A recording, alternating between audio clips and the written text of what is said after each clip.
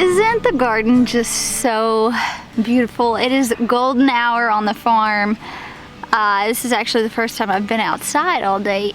I've been outside all day. Let me rephrase that. I've been outside working all day on the back porch. This is the first time I've walked through my garden.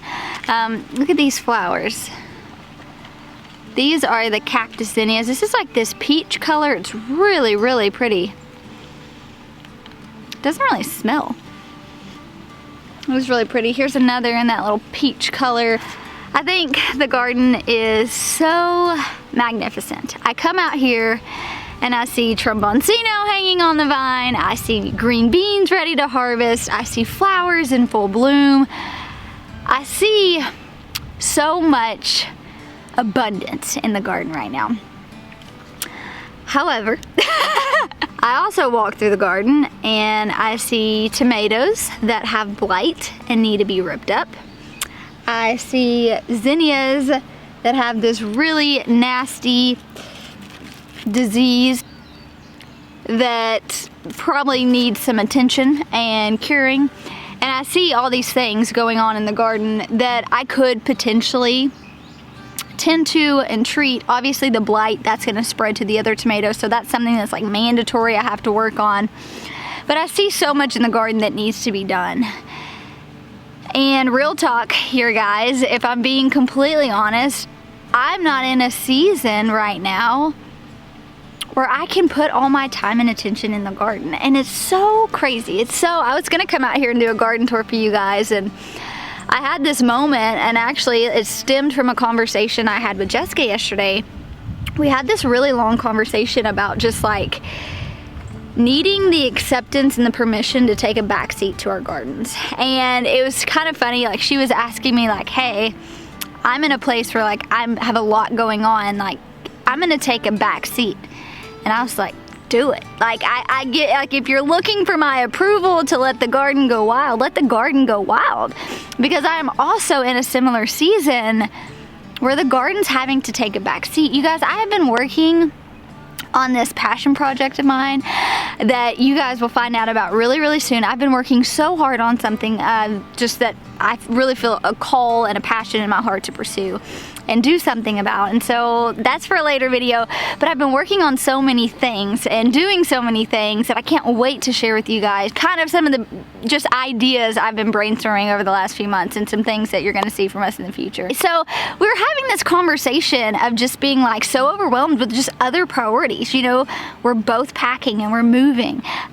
You know, we both still have families and husbands and kids who desire our attention. We're both working on all these other business endeavors, and you know, we still vlog and we do YouTube, and that all has a priority and a place in our lives. And realizing that sometimes it's okay to take a back seat to the garden. Sometimes the garden has many seasons, probably every season up until this season. I put 100% into this garden. And the garden before that, it took all my time, all of my attention, everything I did revolved around the garden, and that was the season of life I was in. Now I'm stepping into a chapter of my life. You know, Nathan and I have new transitions, we're moving, we have other projects that we're working on, and I'm realizing that there's value in taking a step back. Before, I always kind of felt this pressure that the garden had to be a certain way, right? Like it had to be Instagram worthy all the time. And although there's nothing wrong with, you know, having Instagram worthy photos, I think every photo is worthy of Instagram. If it's your truth or your passion or whatever it is you're choosing to share, that's a message that's important to share. And so I find a lot of value in sharing our gardens and sharing our life through social media and YouTube primarily. But I realize that there's also value in being like, hey, I'm really overwhelmed. Hey, I honestly don't have the time to spend hours out in the garden doing this or doing that or figuring out what this disease is or figuring out what that is. And it's really just having that grace and that liberty with myself of like, Jill, it's okay. Like no one's asking you to be perfect. No one's asking you to do it all. And really just kind of taking that weight, that responsibility off my shoulder. It was so funny. I was looking into the garden the other day. I was standing in June's room and it overlooks the garden. And I immediately saw turnips that had went to seed. They were starting to bloom and go to seed. And I saw a tomato plant that had completely shriveled up and dried up and died. And I just start laughing.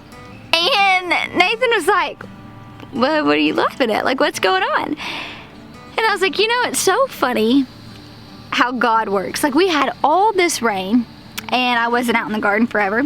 And then all that rain caused a lot of damp leaves, a lot of, you know, like blight and other sorts of issues in my plants. So then I dealt with that.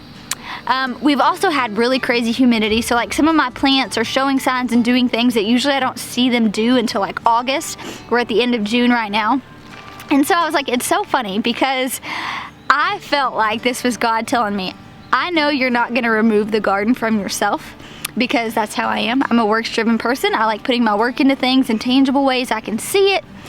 And I literally told Nathan, I was like, I felt like this was God literally like just allowing me to step back from the garden. You know what? You don't have time to tend to the tomatoes. The tomatoes are going to get blight. They're going to die. That's okay. And I know for some people that may sound silly and that may not be relevant. But for me, it was just what I needed to hear. And I know that's crazy. I needed to see my tomatoes get blight. I needed to see, you know, my tomato completely just shrivel up and die on the vine. Like, I needed to see that because for me, it was kind of like what I needed to give myself the freedom of being like, Jill, it's okay. Like, if it dies, it dies. And yes, that happens, but I can tell you, I've been really hands-off. I've had a total backseat approach to my garden this year. And as you guys saw at the beginning of that vlog, flowers are still blooming. Tromboncino's still growing. Beans are still producing. Like, I put in all this work on the front end and it's paying off in the back end whenever I've given up on it. And it's so funny, Jessica and I, we did a Growing Gardeners course together, and this was one of the podcasts. We did a podcast for each week, and this is one of the episodes that we talked about. Everybody reaches that point in the season where they give up on the garden. And the beautiful thing about the garden is that it doesn't give up on you. And so I put in all this work on the front end when I had all this energy, when we didn't have as much going on. Life wasn't as crazy as it is right now. We're in the thick of it. And because I put all that work in on the front end and I did those necessary steps, yes, some things are dying, some things are going to seed, but I can walk through my garden and see abundance growing. I can walk through my garden and seeing vegetables growing, seeing fruits ripening. And for me, that's really encouraging because I talk to so many friends and so many people that are in seasons of life where they want to do something so bad, but maybe they just had a baby. Maybe, you know, they've got all these other things going on that maybe you just need to hear it's okay to take a backseat to your garden. Like, it's okay to not give it 100% all the time, because there's so many seasons that you're not going to be able to. And the seasons that you can, and that can be your only focus, dive into that. Pour everything you have in that. Soak up all the knowledge. But in the seasons where you're just overwhelmed and you just have too much on your plate, be okay with that. Like, be okay with taking a backseat to your garden. I know that it was such a freeing conversation with Jessica, just being like, hey, if the garden dies, let it die. If the garden's wild, let it be wild. Don't feel this responsibility of trying to make it this perfect thing to hand over to me, because I don't need it to be perfect. And that's the reality of it. I don't need Jessica's garden to be perfect when I walk into it. I don't need my garden to be perfect when I come out here every day, because I come out here every day and I find something in its imperfection that just leaves me awestruck. Right?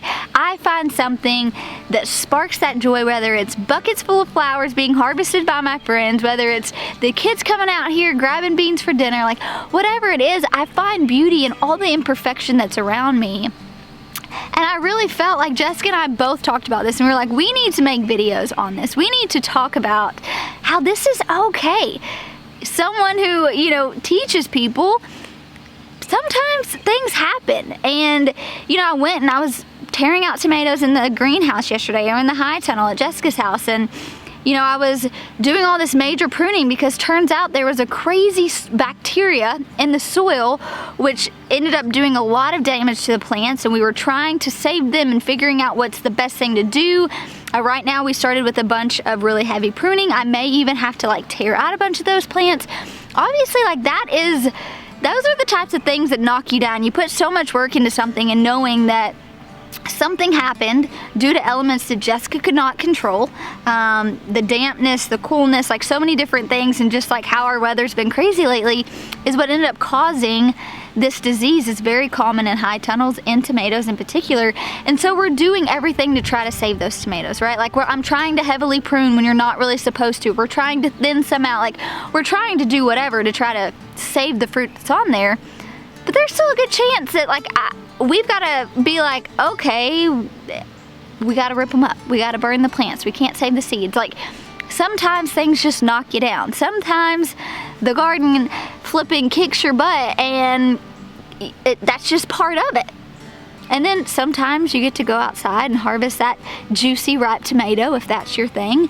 Sometimes I get to come outside and harvest these huge tromboncino squashes that are the size of my kids. Sometimes there's victories and sometimes there's not, and a lot of that determines on the season of life you're in and all the other obligations you have going on. And at the end of the day, I like to think that we're all just doing our best, right? We're all just taking it one step at a time, one plant at a time, one day at a time, and we're trying to navigate this and figure it out the best that we can. And I appreciate that the garden lets me take a back seat and it still produces food. I think that is just such an amazing thing. I appreciate that I am being okay with taking a back seat in the garden. That's hard for me. And a lot of times there's value in realizing that you need to take a step back. And I'm at a point in my life with the move, with other projects that we are working on, to where I'm just physically having to take a step back because I'm realizing I can't do it all. And I'm realizing that no one's asking me to. So I don't know who needed to hear this message today, that you're doing a good job. Sometimes it's okay to take a back seat. Keep doing what you can do. Don't stress about it. You guys know I love encouraging you guys. Y'all are such an encouragement to me. Every kind comment that gets left, I value so much. And the fact that you guys take the time out of your day to bring kindness into my life, I really appreciate. And anytime I can pay that forward and just kind of spread some joy and some encouragement to you guys, I always want to do that, because I think it's so important. When we truly understand the impact that our voice has and the reach that we have, it doesn't have to be a large reach. It can be a reach with your family. It can be a reach with your coworkers. It can be you could be reaching, when you are having conversation with the person in front of you at the checkout line when you're buying groceries. We all have reach, and we're all capable to do something with that. I want to make sure that I'm spending my reach and my time spreading encouragement and kindness and love and positivity. That's what I want to be known for. That's what I want to do. I want to encourage someone else to take that leap of faith and grow food. I want to encourage someone else that you can get, overwhelmed by the garden. That does not make you a bad gardener. It does not mean that you were defeated.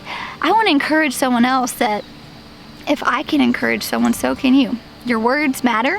They have meaning. They have purpose. You have purpose. So pursue those passions, pursue those things well, but also give yourself grace that not every season is going to be like the next, and that's okay.